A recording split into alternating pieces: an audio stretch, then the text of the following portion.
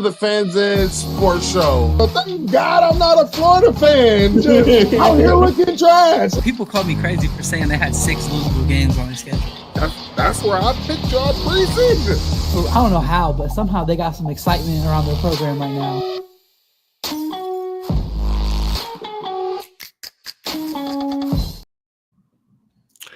Welcome to the Fans in Sports Show, hosted by your boys Terry from College Football Stop and your boy Cleveland Mike, man, right here on Best Damn Media.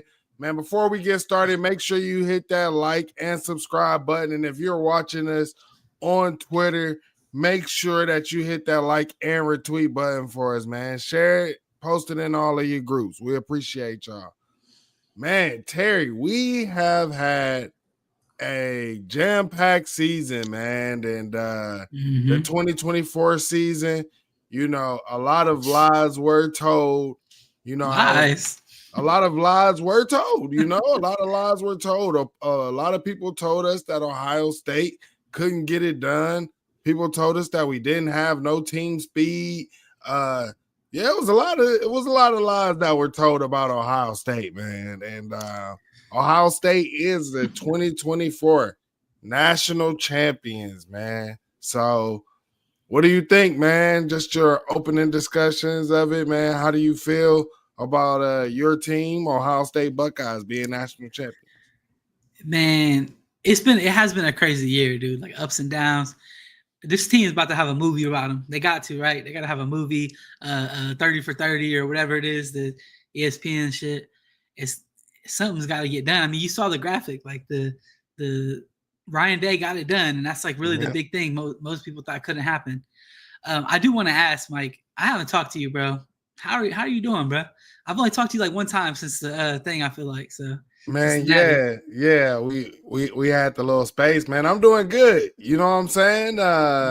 You know, honestly, I did not predict Ohio State to get the Natty this year. And, you know, I got to stand, I stand on that. I was open, I was honest up front. And during the season, you know, I said, hey, this team, you know, I got a possibility. I got a belief, you know. So, I mean, Ohio State gets it done. I'm happy, man. How fitting Ohio State, you know, when they expand, do the playoffs the first time, Ohio State comes out, wins the first 4 team, being one of the bottom seeded teams in that.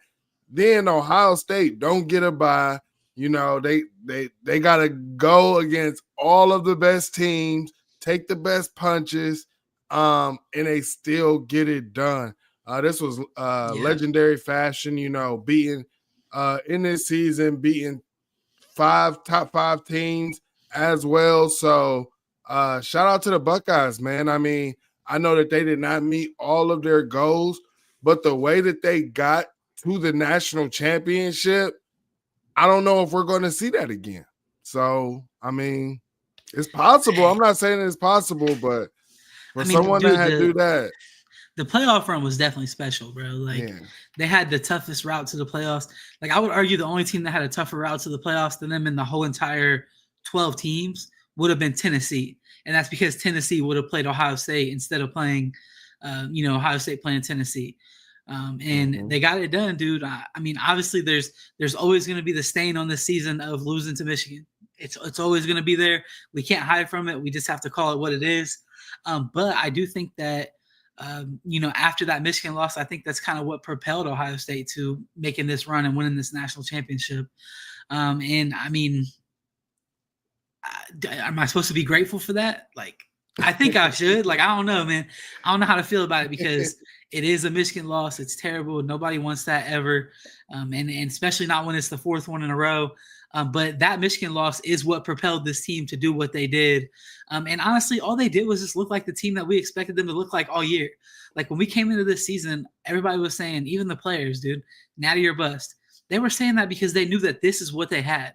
And whatever the hell, I mean, it took them one loss to figure out what they were doing wrong on defense. And then I guess one loss to figure out what they were doing wrong on offense. And after that, I mean, nobody really came close to beating Ohio State. Like Texas, that game was close, but Ohio State made the play at the end of the game and the score doesn't look as close as what the game probably was, right? And if Texas was going to, if let's say they did score on that last drive, they were scoring to tie the game up, dude.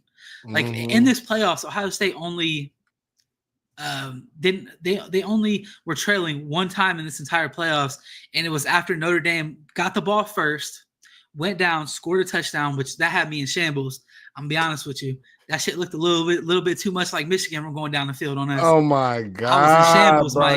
Mike. Y'all be talking about me in the group chat. Y'all be the ones that be having PTSD, bro. Hey, that one drive had me in shambles. But then Ohio State came right back, tied the game up on the very next drive, and they never, they never had another time they were trailing in this entire playoff. So, people can talk about close games, whatnot, blah, blah, blah.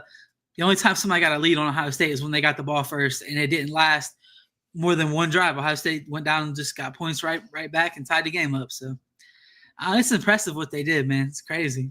Here's the thing. I think a lot of people want to give that team up north or that team up north loss credit, but I don't believe that that loss is credit. Everybody is saying, oh, what they would have done this or whatever and went on this run if they had to beat that team up north. I'm going to tell you this straight up. They would have wanted the same revenge on Oregon, right? And we already knew what Ryan Day, what he does in the postseason is different. It's different. Then you get in the playoffs again. It's different. And I agree. Like I was saying in the spaces is a lot of these programs, I would say other than Georgia, they weren't built for a first round bye. They never had to really experience that and compete in that, I would just say Georgia, it just really wasn't the year. Georgia didn't look like the Georgia that we are accustomed to, right? So they didn't. Yeah, exactly. So my whole thing is I feel like Ohio State would have still been on this run because, like Ryan Day said, we purposely had slowed the offense down. We were last in the country and, plays and stuff. So, I mean, flat out, like you would have seen a different Ohio State offense regardless in the playoffs. And I think it still would have happened and this team would have shown. Because also one thing that the next message would have been, even if we won, that game, even if we won the Big Ten championship, like Jack Sawyer said, one more and forever. That was something that was already installed in his team from the beginning, from when they were messaging each other back in January. Yeah. One more and forever. And then when you enter the playoffs, we just got 3 games. If you were in that bye. Here's my thing with that. You're talking about the team, and I agree with you about that. The team for sure. What I think happened, dude, is, and I said this to you before, I think that after the Michigan game, Ryan Day had no one to blame but himself. And it was really the first time since he ever lost to Michigan. The first 2 times he lost to Michigan, like he could blame the defense, he could blame them cheating, he could blame all that other shit. Then they lost last year, and it was Kyle McCord, and they were still cheating, a lot of shit, whatever. Like, he had a bunch of things to blame. Dude, this year, Ryan Day had no excuses. And Ryan Day had to go in that locker room to Jack Sawyer, to Emeka Ibuka, to JT Tuimoloau, all guys that they don't have another chance. They're not beating Michigan in their whole career. Now these guys are just, you're the guys who went all 4 years without beating Michigan. And he had to go in that locker room and face them and tell them, my bad, y'all, that was on me. This was your one chance. You all came back for this, and I ruined it, because he knew he did. And I think that was good for Ryan Day. I think he needed that. And after that, he realized, like, I'm not ever going to do this to my players again. I'm recruiting and I'm bringing in the best players in the country. I'm going to let them go out there and be the best players. And I think it showed in every single player on the entire team that they came into the playoffs with a different confidence. They came into the playoffs with a different game plan that just let them play confident and let them do what they were best at. And the team just became, like I said, they became the team that we expected them to be all year. But I feel like I do think if they had to beat that team up north, they would have gained, like Ryan Day would have got his confidence back. That team would have got their confidence back if they had to beat them. So that's why I'm saying I think people is giving, that team up north, like too much credit. And I'll say this. Here's my thing. We'll know if that loss actually worked for the game this coming season, because like I said, I felt like Ryan Day needed a therapy session, and he did get that therapy session with that team in that loss. But I mean, if he had came out with a win, I think he could have been confident in himself, and then boom, that would have been the therapy. But no, I agree with you. I mean, it definitely could have happened still. And to give them like credit for that is kind of stupid. You know, like I get what you're saying, but I just think the way I look at it is I think that Ryan Day needed to be faced with that. That's all I'm saying. He needed to be faced with it, regardless of whether it was this year, the last couple of years. And I used this term, I think, on the last time that we were on here, but he needed undeniable players to come to him and tell him like, you fucked up and you're going to have to fix it. Right, yeah. And when I say undeniable players, I'm talking about Caleb Downs. I'm talking about Jeremiah Smith. I'm talking about, Jack Sawyer this year. Like Emeka Ibuka, those are undeniable. Like those are NFL players, bro. And when they come to you and be like, you fucked this up. Like you made it where we couldn't do what we were supposed to do. He had to listen. And I don't know if it would have happened without that game. That's why I'm like, I don't know. But regardless, listen, I'm done talking about that game. Like there was 4 games after that. Ohio State won the national championship, man. Let's move on from that because to be honest, like the game matters and it always is going to matter. And it's like I told my dude Mark, who's in the chat, right? He's like, well, I don't know, man, because the game matters. And I'm like, okay, I agree with you, but what are we going to do? We got games to play. Like we got a natty to go win. What are we going to do? Sit here and sulk and be upset? Like we can't do that. We got to go out here. We got to win the natty. And then as soon as the natty's over, then we got to lock in on this game next year. Here's the thing, man. People want to discredit it or say, put an asterisk. This game hurt that team up north. Watching this game hurt that team up north. Mike. It hurt them bad. Hurt them. It hurt them to the point where we seen them hopping in the car with their own ops in Notre Dame because they hate Ohio State so much, and Ohio State came out victorious. So, like, this ain't got no asterisk. There ain't no discrediting. They hopped in every single car. You had the Wolver Vols, we had the Wolver Ducks, we had the Wolver Horns, and we had the Wolver Irish.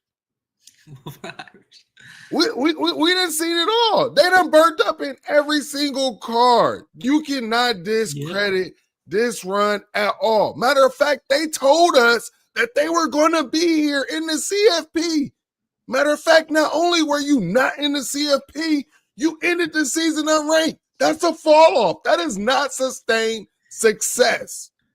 It's not flat out.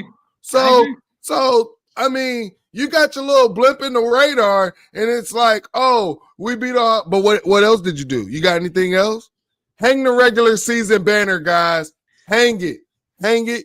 Ohio State is the national champions. Or whatever, and people got to deal with it. It happened on your watch. Here's the thing. That's true. You were able to beat Ohio State, but you still could do nothing to stop that national championship run. You could do nothing. See, before, you could have stopped it, and it meant more and more to you. Oh, we ruined it for them. But see, now you didn't ruin shit. You didn't ruin nothing. The only way you get to ruin it now is get there, and you ain't doing that by losing 5 games. So big facts. So holla at me when y'all get there or whatever. Till then, y'all still on the fall off or whatever. But Buckeyes take on Notre Dame. They beat Notre Dame by 11 points. Buckeyes 34-23. And to be honest, man, the game started to look like, hey, this about to be, the Georgia TCU game. We about to be chicken at halftime. But one thing about these northern teams, I know Terry ain't really on that, but one thing about these northern teams, especially Marcus Freeman from the Ohio State team, is not going to give up, man. And, everybody continues to try to imitate, try to duplicate. Everything that they get got to be from Ohio. You ain't getting all these northern teams. You ain't getting nothing without it being from Ohio. Epicenter of northern football, man. Exactly. You get nothing without it being from Ohio every single time. So how about that? So, the Buckeyes come out victorious. Talk about some highlights in the game, man. You predicted some keys to victory for Notre Dame and for Ohio State. What part of your keys to victory came true? I think the first thing I said was Ohio State needs to run the ball, and they ran for 200 yards in this game. Big game for QJ, and honestly, just about the game, Mike, you was talking about it. Like I personally feel like the score was closer than what the game was. And I've been saying that. Like I think, like basically what happened is Notre Dame took advantage of as soon as Ohio State started trying to run the clock out. We tried to run the clock out. We wasn't trying to score no more points on them. We were trying to get out of there. And then they started making some plays, and they made the fumble. That fumble was kind of really what changed like all the momentum. You know what that remind me of? What? Penn State game. Think about it. Will Howard did the exact same thing. Fumble. Right when we about to score, bro. Yep. Yeah, it's just like I said, the game, I never really felt like Ohio State was going to lose. Like, I mean, they were up 31-7 in that game at one point. And I know Notre Dame, like I said, they didn't quit, man, and that's credit to them. They got some good players on that football team. I really like Riley Leonard, and I really like that number 15 on defense. I forget his name. I think it's Leonard also. Leonard Moore, something like that, that corner they got. But, yeah, I mean, dude, Ohio State just took care of business, bro. Like, I never thought Ohio State was going to lose at any point.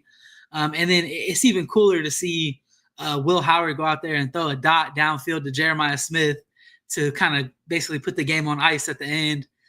Because, Will Howard, that was kind of his thing all year, like not being able to throw the ball downfield. So, but listen, Mike, to answer your question, bro, like I said, the biggest thing that I talked about was just being able to run the football. And Ohio State kind of ran the ball as much as they wanted in this game, which I love to see that. Notre Dame is kind of known for being like a tough, hard-nosed team, and they kind of took it to them on the offensive line, man. So that's, again, we're just flipping narratives. That's what we're doing. That's flipping narratives. Every narrative, Ryan Day said, all right, flip it over.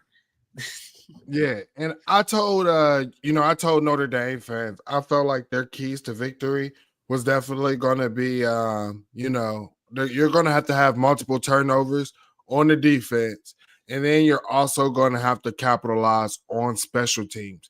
And to be honest, they didn't do either one. They only got one turnover, and then they did nothing special on special teams at all. So the fact that I felt like, you weren't going after punts, you tried nothing really different on like kickoff or kick return. I thought, actually, shout out to Fielding, because he was just putting it right touchback. Like, hey, you ain't even gonna be able to do no, switcheroo, reverse field on us on kickoff or none of that. So shout out to him, because I was like, man, I'm expecting it. I thought it was gonna be like, a Rutgers and all of that. They did have the fake punt. Shout out to my guy Sage Ohio. They did have the one fake punt or whatever, but dude, they did a fake punt at like the most obvious moment possible to do a fake punt. Right. Like that, I was kind of disappointed in Marcus Freeman for that. I'm like, I'm watching the game. I'm like, bro, this is gonna be a fake punt, like 100%. Like this is the only situation in this game so far where they could do a fake punt. And they tried it, and to be honest, it would have worked, but the dude dropped the ball. The dude can't catch. Yeah. Like, because Denzel kind of got cooked on that play. Bruh. Oh my gosh, bro. But they was hyped though, man. So shout out to Ryan Day. He was definitely hyped on the sideline, because he was out there like, this ain't complete. I don't care that Burke was in bad coverage on that. So shout out to him. But what else do you think about this game? Like, there's, or not just this game, but let's say the biggest storylines that you feel in this game. Like, which players have the biggest storylines in this game, in this playoffs, or during this season? Yeah. So, I mean, just looking at this game, I mean, you gotta look at Will Howard. In this game, I seen it in the comments here. We kind of called his name to run the ball a lot more in this game, which really opened up our run game. And I mean, to Will Howard's credit, like, I know he's a fumbly, stumbly dude. Like, they call him one-legged Willie and all that good stuff, but like, he was running the ball very well in this game. Every time we needed a conversion, Will Howard got it. I think I saw a stat that said Will Howard ran the ball for 7 first downs on third down in this game. And if that stat's wrong, I'm sorry to anybody in the chat, but I heard that somewhere, and that is crazy to me. Like third down, so 7 third down conversions just off of Will Howard's legs. That's not counting any that we got throwing the ball or running it with the running backs. It was just a big time game for him, man. He was on point this whole game. I never felt like, I can remember one time where JJ was in the flats and he was open on third down and Will Howard missed him. I can remember that one throw. Yeah. And other than that, Will Howard was just balling, bro. And for him to come in here in this moment and play his best game, I was a critic of Will Howard, but now he's a Buckeye legend, man, and I respect it. Yeah, and then I think, did he break Tate Martell's 10 for 10 record that Tate Martell had, and he went 13 for 13? Or I see someone that put in the chat 12 for 12, but well, yeah, but the problem with that is Martell went 10 for 10, and then the game stayed ended. There. Yeah. So I don't care. He did this in the Natty, man. He did that in the Natty. Dude, and he was on point. Hey, and then the first incompletion he had, dude, if you remember, the first one was that throw to Trey, where it was Trey and Xavier Watts. They're like best safety on their team. Whoever and they both went up for it. Down, if either one of them would have came down with it, it would have been like a Sports Center top play for sure. Mm-hmm. Trey almost came down with it too, bro. He got it out, and then he just couldn't keep it in his hand as he was going to the ground. Yeah, man, for sure. And Marcus Freeman, he was looking a little defeated on the sideline, but they were able to come back in this game. Gray House having one of his better games as well. Yeah. And I think, I think Notre Dame, give them credit, like you said, for fighting back in this game. But also they're young in some key spots as well. And if they can get this team to kind of do what Ohio State did, come back and be a little bit healthy going into the postseason, Notre Dame could have a shot to be right back where they are. What you think? They need a QB, man. They definitely need a better QB, bro. They definitely got some young talent on that team. Yeah. I'm a little disrespectful to them by saying the score was closer than the actual game, but I really, dude, from the jump, I told Notre Dame fans, I told you guys on here, this Ohio State team is different. If they don't do something to severely mess a game up, they were going to win the Natty, and it was not really going to be close. That's just what it was. Right. And we thought that from the beginning of the year. Once they actually showed they could do it, I just think that Notre Dame just didn't have what they would have needed to take to beat Ohio State. And listen, Notre Dame can be in the playoffs next year. I do think that.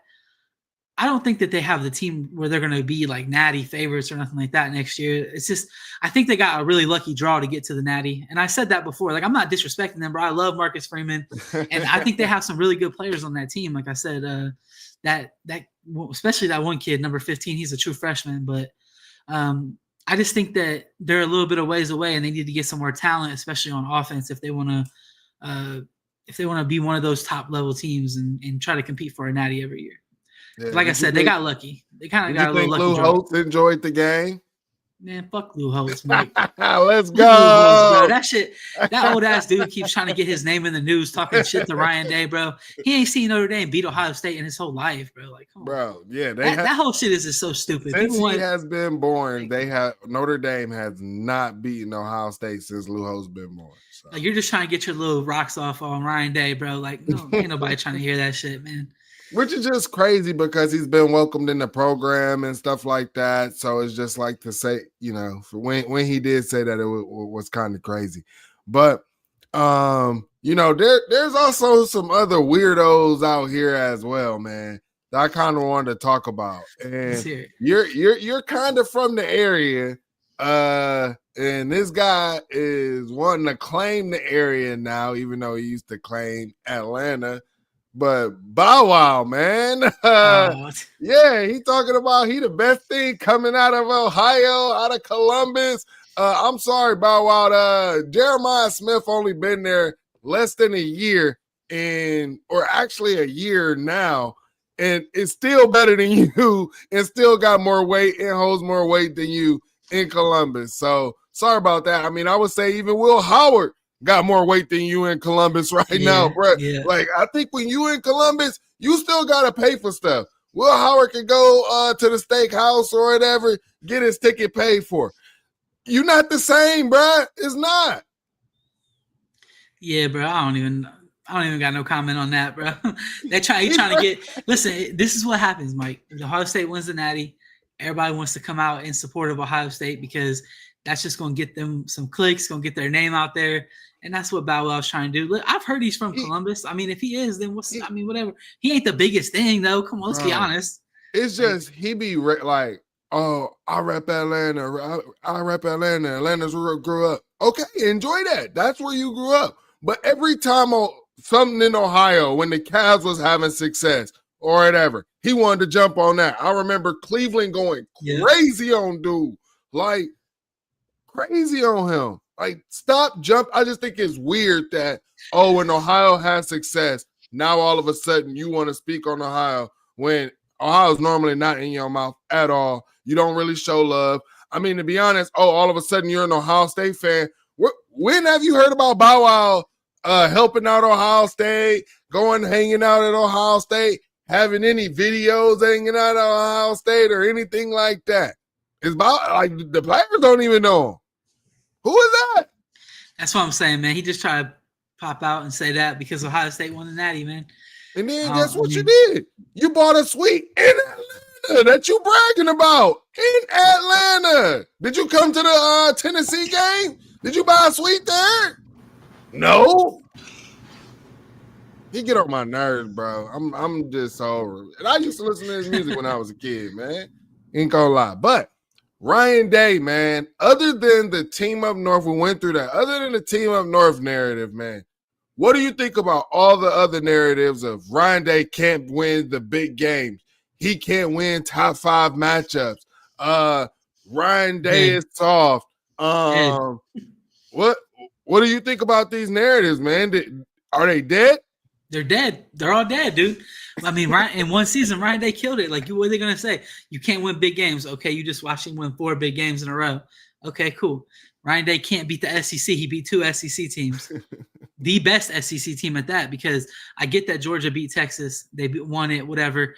They fucking lost to Notre Dame. They didn't make it there, bro. So what? And then they beat the team that beat Georgia. So it is what it is. I just think that basically every single narrative that could have possibly been a thing about Ryan Day got killed. I don't think that we have to worry about anybody saying that Ohio State is soft anytime soon, because you watch them. They went into the Natty, not only in the Natty, but in the entire playoffs. They were probably the least soft team in the playoffs this year, dude. I'm talking like every single game, dude, our defense is flying around, smacking people. The offense, the line is super physical. We ran the ball better in some of the games than we did, but that's football, bro. Like, that's just how it works. The team wants to take away the run, they're going to take away the run. You're going to hit them over top like we did at Oregon. You know what I mean? So Ryan Day pretty much killed all the narratives, bro. Like, and I hope that he stays at Ohio State for a long time now, because it's kind of been a running joke that I've been saying that Ryan Day is going to leave after this playoff run. I hope he stays at Ohio State for a long time, because I think that with him having that kind of off of his shoulders, all of those narratives that Jim Harbaugh and all those stupid ass Michigan fans created about Ryan Day, just because he was losing football games, which even that's stupid. Like, he has like the best record out of any coach ever, except for like, I think there's 2 coaches that have a higher record than him.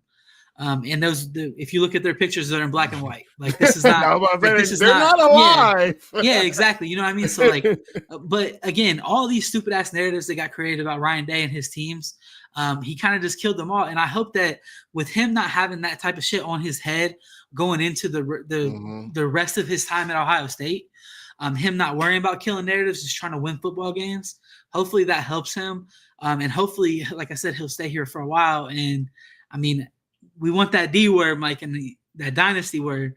That's what Ohio State's been wanting. Everybody always says we want that little mini dynasty or that dynasty here, because we're a team that never is down, but we're always right there on the precipice, and we haven't had a dynasty. So could Ryan Day be the coach to do that, bro? Like,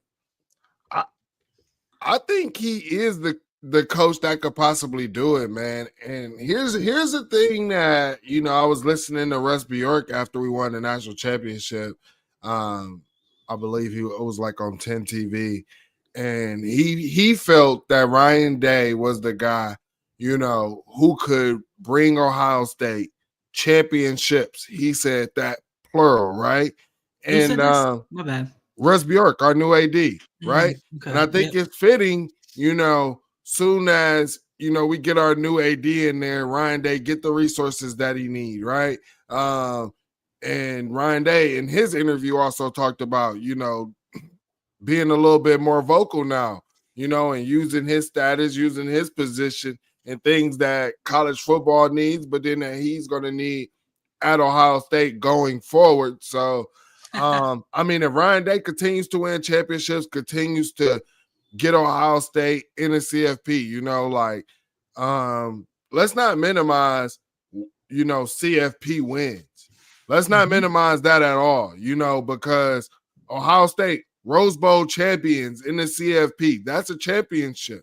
Cotton Bowl champions, those are championships. Yep. Those are rings that those guys are going to get. So, those are multiple champions right there. Don't discount Notre Dame. They have a couple wins. They have not won a college football playoff game before this year.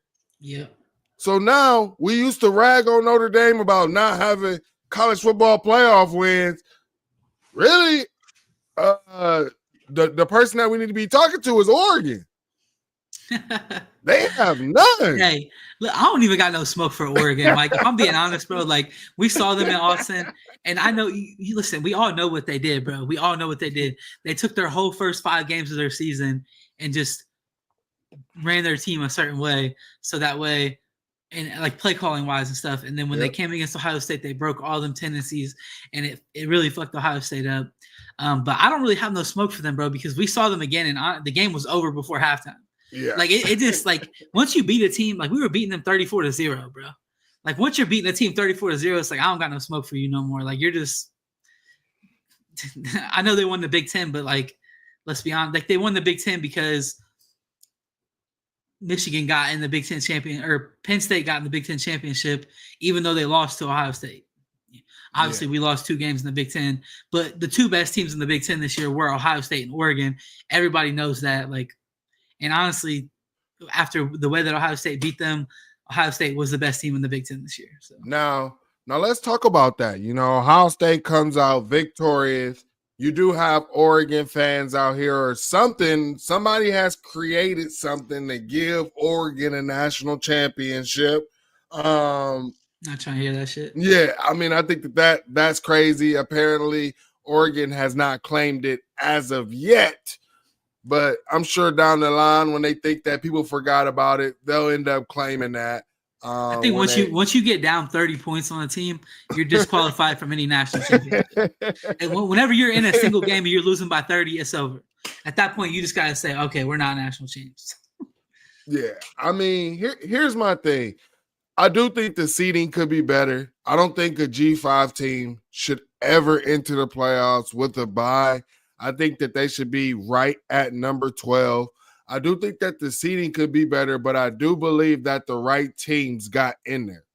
But here's my thing with a lot of people of Oregon.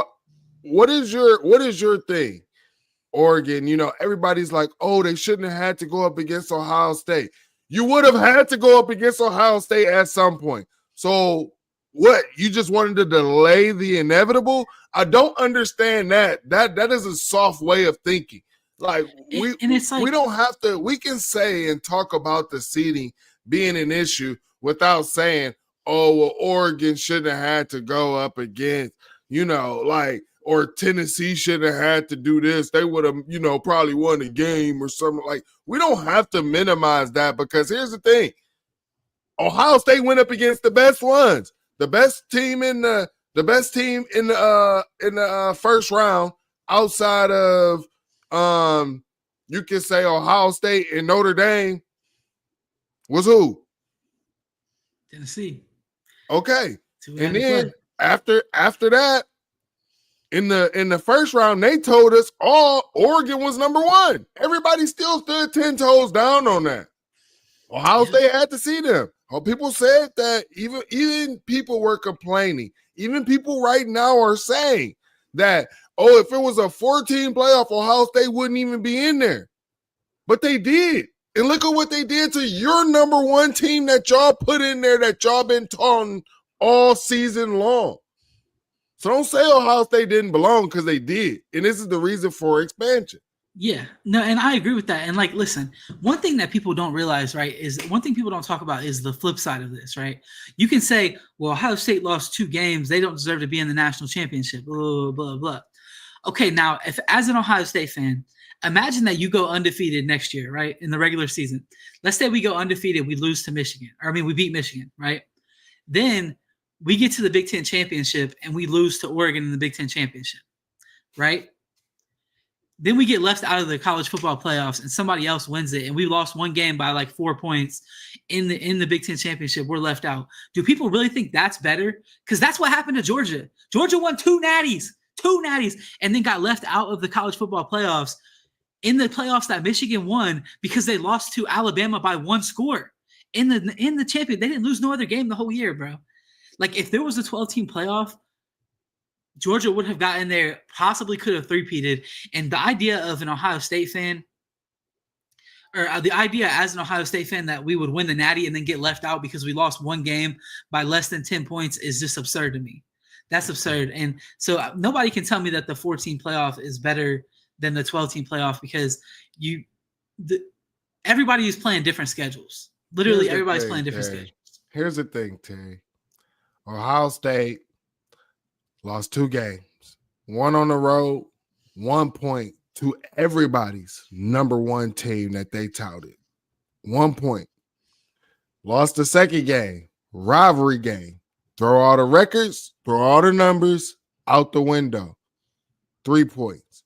Your 2 games that you lost, you didn't even lose by a fucking touchdown. You didn't lose by a touchdown in the extra point or none of that. You lost by 4 points. 4 points. That's what I'm saying. No, you cannot discredit this Ohio State team at all. And what they did, man. And I'm looking for the next expansion. So maybe we can go ahead and keep this trend. But we're going back to back, Mike. That's what we need to be talking about. Going back to back. Let's talk about that. Let's talk about that because a lot of people are talking about Ohio State losing. Oh, you're losing all of these guys. Travion Henderson, you're losing this, you're losing that.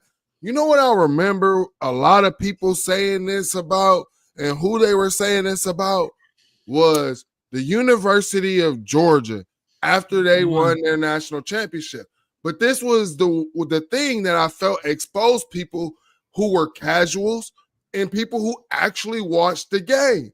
Because if you had to watch Georgia's season and every game that they were playing, they were rotating. And then at the end of the season, we even pulled up the numbers and saw that Georgia was one of the heaviest teams in rotation, right? We'll pull the Ohio State numbers or whatever at this end of the season. But what a lot of people didn't understand is those guys that was going into that next season weren't going in as like rookies or first time. Like, yeah, they might have been first time starters, but they were going in as vets. And when in the CFP, they were making big time plays. Let me tell you about Ohio State.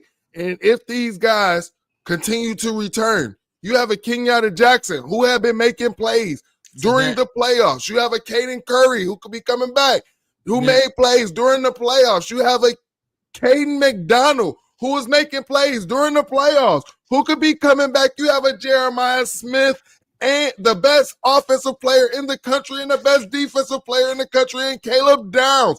And if this staff can remain intact or if they can continue to hit A+ hires and things like that, you could talk about it because here's the thing. We've seen it. A bad hire can derail a season. It absolutely can. A bad hire can derail a season. But I gotta with the say, players that could be potentially coming back is nasty. And I saw someone in the comments earlier was talking about Brandon Ennis. And I'm telling y'all, I've been trying to tell y'all, like, If He's gonna be Emeka didn't come nasty. back, y'all would have really, really got to see like Brandon Ennis go off. And I think y'all gonna end up seeing Brandon. And he's already Ennis a leader on the team, bro. He's part of like the leadership committee, whatever they have. So I mean, he I can see Bi being going a captain. stupid. He gonna be a captain as a Buckeye. What you always say, Mike? What's 2025? It's the year of the Twitch monsters. It's the year of the Twitch monsters. We had a lot of guys on our team this past year that were veterans that were not necessarily Twitch monsters, but they were out there and they were going to be in the right spot, make the right plays. And you need some of that too. But what we have next year is a whole bunch of young freaks that are just going to be out there flying around making plays. And if they continue to get better as the year goes on, which I expect them to do, by the end of the year, you're going to be looking at a team that's really, really dangerous, and can possibly make another run like they did this year. So obviously, a lot of that's going to be depending on the quarterback. But I think that Julian Sainz is going to be the quarterback. I think he's good.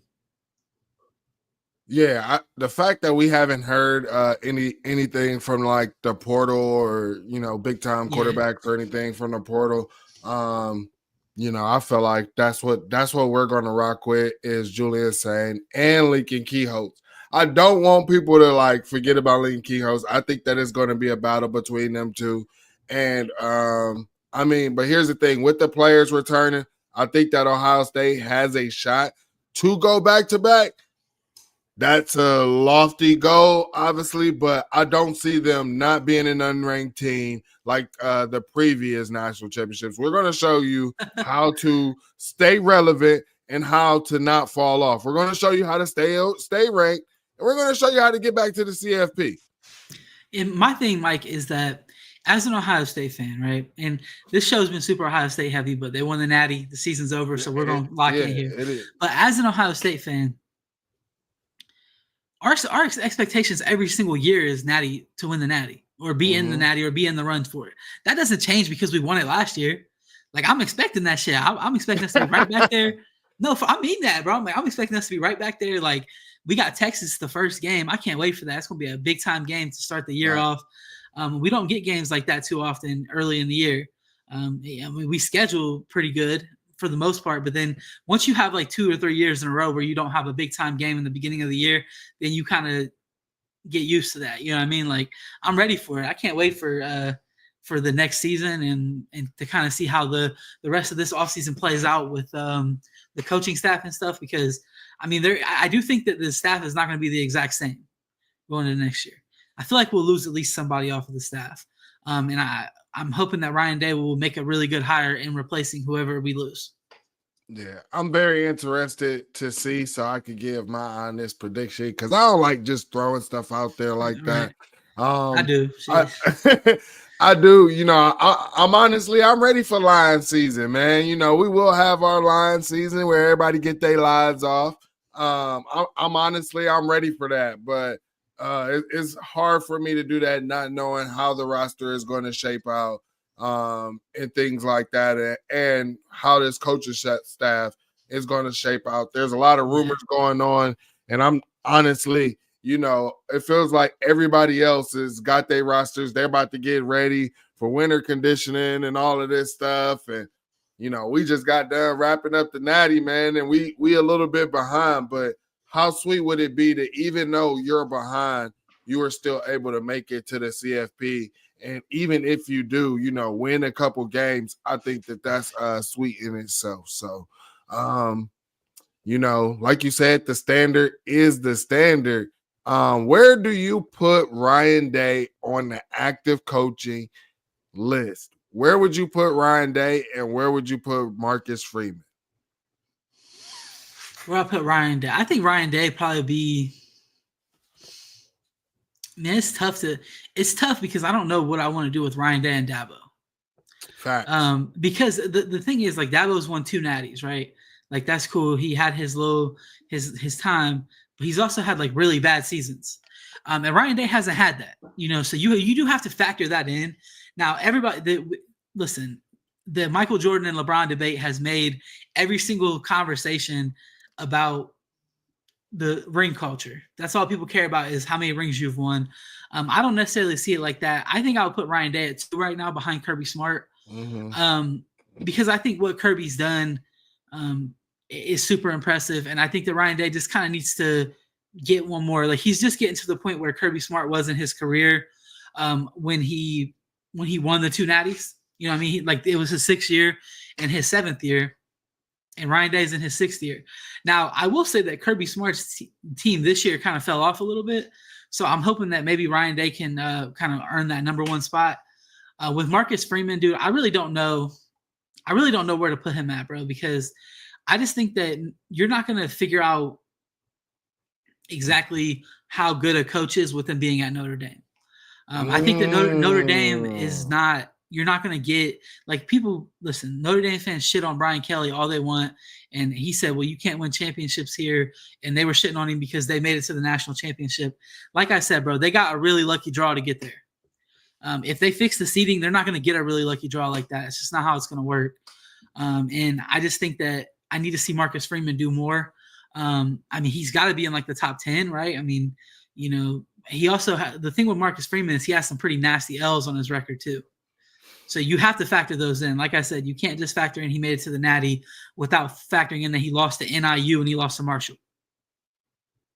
So what do you think about that? Where would you put Freeman? That's really what I want to know. I feel like Ryan Day is kind of a lockstep at number 2 or 3, I guess. Yeah. I want to see what Freeman does. My whole thing with my issue with Freeman is where it's hard for me to put him up there is the losing to G5 schools, bro. Like if you was to do that on Ohio State, bro, like people, that's like that's bad. You can't be losing to G5 schools. Right now I'm putting Ryan down. Obviously, I'll still go with Kirby at 1 because he does have his 2. It is what it is. You know, and what he has been able to do, and they have basically sustained, right? Keeping a sustaining culture is a big thing because a winning program. And it's not like you know they did the fall off like what happened with Bama or whatever. You know, like they're right in the thick of things always. Even last year, you know, they didn't make the CFP. They was right one of the teams first out. So Ryan Day, I'm going to put ahead of Dabo, like you said. The fact that Ryan Day continues to have double-digit win seasons. What he's doing also with quarterbacks as well.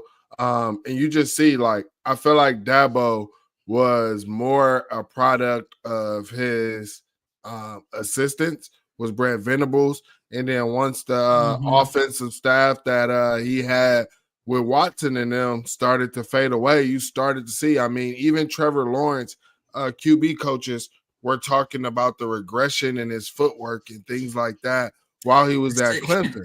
So, I mean, just being honest, man, Dabo not wanting to be able to adjust with the times as well. So he's a step behind. And Ryan Day being, you know, Dabo had years on Ryan Day. And for Ryan Day to be at where he's at and to keep this level of success as long as he has, I mean, I have to put Ryan Day ahead of him. So I'm putting Ryan Day 2. And I think that is just crazy. A lot of people wanted to put Lincoln Riley. I remember Lincoln Riley was ahead of Ryan Day, even though Lincoln Riley had no playoff wins. Same thing with Dan Lanning, even though he has no playoff wins. Like, a lot of people just wanted to disrespect Ryan Day, and this is what we mean when we say Ohio against the world, man, because people just say stuff just because they hate Ohio State, and it's just crazy year in and year out. You can't get that hate out of your heart, but I love to see it. You know what's crazy about Ryan Day, bro, is again, this is a Michigan narrative. They started the whole narrative like we're on third base, right?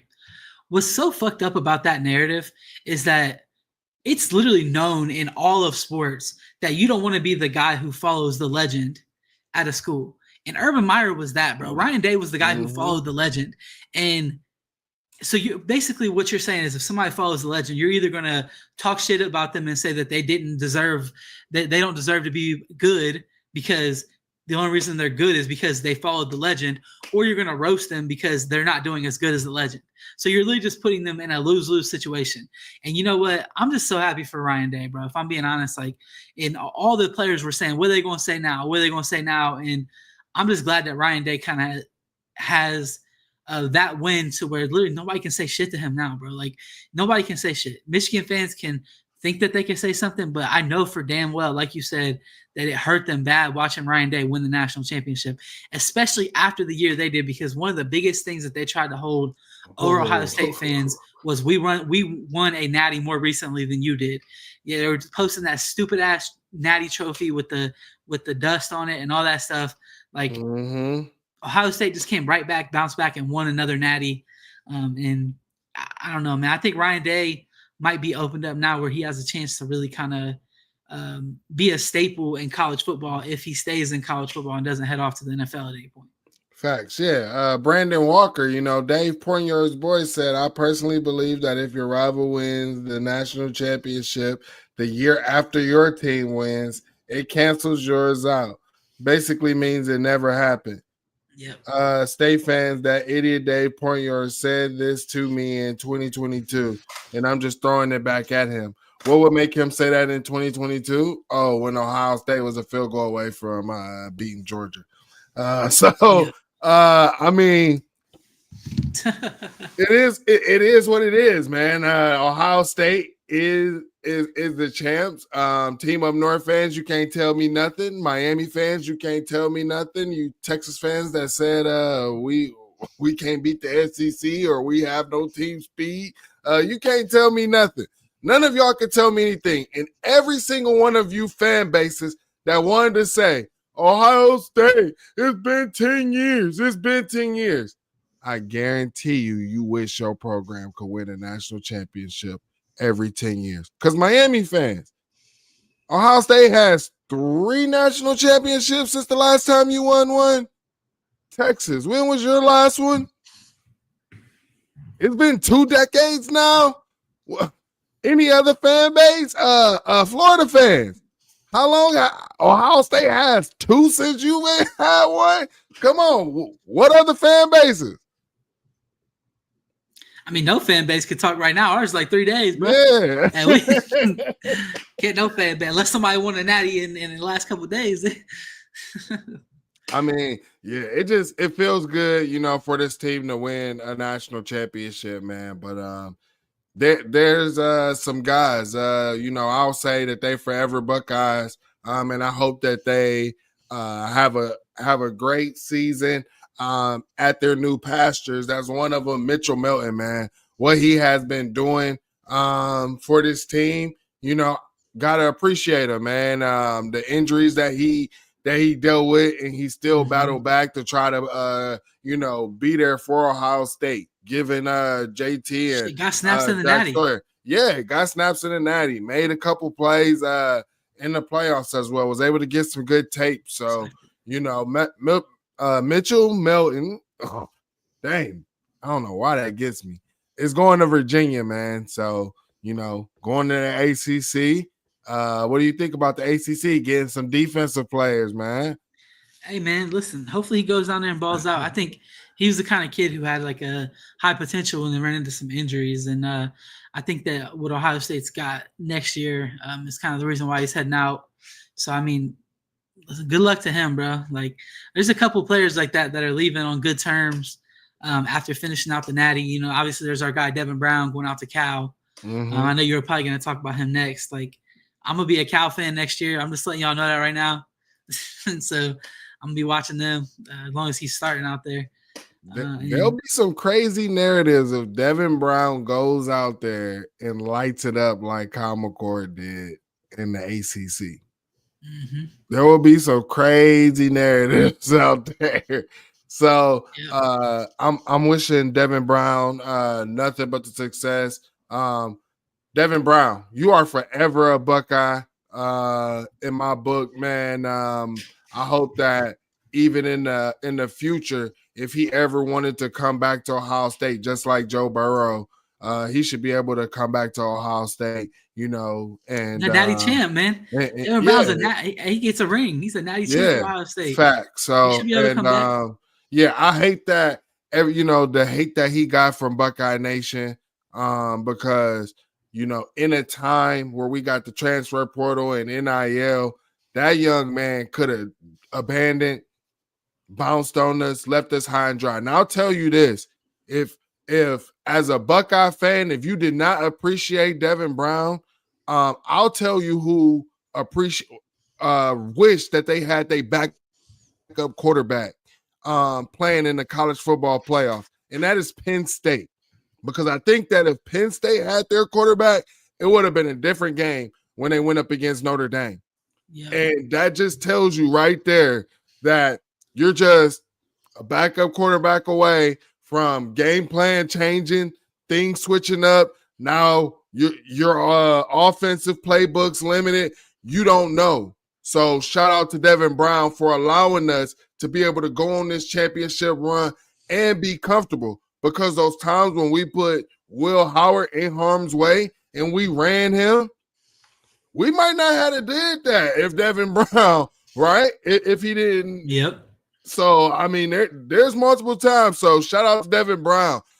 This national championship would not have been won without him, because we've seen Day clamp up things like that when, because he said it, C.J. Stroud. Why didn't you run C.J. Stroud? Because it would have changed the trajectory of our season. Devin Brown had left, it would have changed the trajectory of our playoffs. I'm telling you, everybody should be rooting for Devin Brown, man. I agree, bro. Yeah. Agree with everything you said, man. Now, before we get out of here, man, there's a couple rumors. Sonny Styles could possibly go on to the NFL. And I hope not, because I think that if this guy goes ahead and stays and actually gets another year of development where we actually seeing him trigger, playing with instincts and things like that, I think that he has a chance to possibly be a top NFL draft pick with his size, with his athleticism. So Sonny Styles, man, I think you should stay. Also, what you missing out on? You got NIL out here. So come back, be a captain, and who knows? I think Sonny Styles could be one of those Block O candidates if he was to come back as well and submit himself in Ohio State history, even though he did national championship. But, hey, it's always good to go ahead and have something else there as well. But Tate Martell possibly entering the portal, possibly going to – I mean, not Tate Martell, Carnell Tate. I don't think there's anything to that, bro. I really don't. I think that what happened is some stupid ass reporter asked him that right at the end of the game to try to get a soundbite. And I think that what Carnell Tate was basically saying is like, if Brian Hartline's here, I'm staying, bro. Like, that's how I feel about it. Like, I think he was like, look, I'm just going to celebrate with my team. And there was like the other thing that came out from, Stephen Means, where Carnell Tate told Brian Hartline, like, don't go anywhere. Make sure you stay here pretty much. And I feel like that's probably all the wide receivers, bro. Like, they're all here because of Brian Hartline. So if Brian Hartline did leave, then sure, I'm sure that Carnell Tate would probably leave. I just don't think that – I don't think that Carnell Tate is in the business of trying to, like, go somewhere and be wide receiver one. Like, he had a really good season this year, and I feel like he's going to continue having good seasons. I see Posh is cooking you a little bit. Yeah, you got me. But yeah, I don't know. I think he's staying, bro.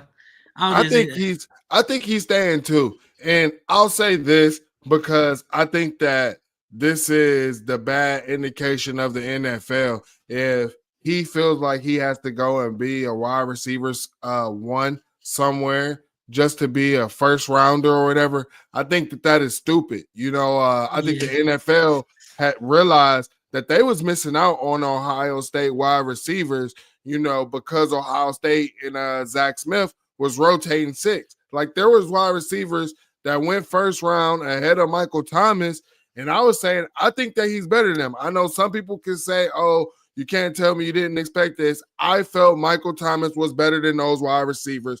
I actually even stood on it and went on record with it. So, flat out. Same thing.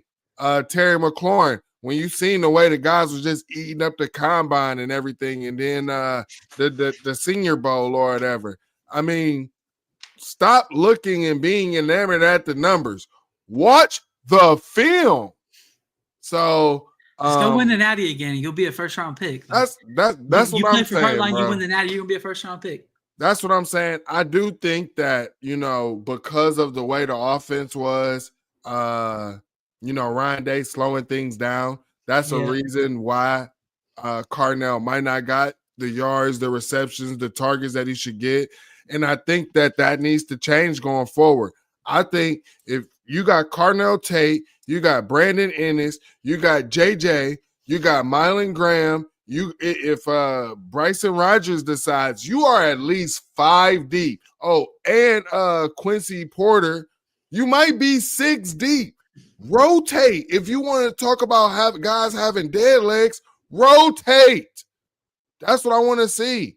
Rotate them guys or whatever, because that's how you can keep fresh. Same thing with the offensive line or whatever. When we get up, rotate them guys on out. Especially, you can go ahead and say, hey, we're going to keep a couple of starters in here, but let's rotate out some of you guys or whatever. That way they also build chemistry with the starters. Because, again, what happens if someone goes down? I think that this team is built and capable enough to do that. Ryan Day just needs to trust that rotation philosophy and go with it, because I think if he does that, because when kids are eating, there's no reason to go. There's no reason to go. I agree. And I think that we have the team to do that, man. So you got anything else before we get out of here? Nah, man. You guys can find me on Twitter at CFB_stop, man. That's where I'm at. If you want to hit me up there, I'm always willing to talk to anybody, of course. And then go ahead, Mike. You got it, bro. You can get us out of here. Yeah. And if you want to find me, you can find me at 216_Wildboy on the X Hat, man. And we will still be coming to you every Wednesday during the off season, because there is so much to talk about. We'll be talking about coaching changes going on in college football. We'll be talking about our takes for the 2025 season on each conference, on the expanded playoffs, on if they're changing seeding. What's ever going on in college football, this is your one-stop shop. My guy Terry, they're from the College Football Shop. And we about to head on out, man. We appreciate y'all. Make sure y'all hit that like and subscribe. Welcome to the Fans In Sports Show. Thank God.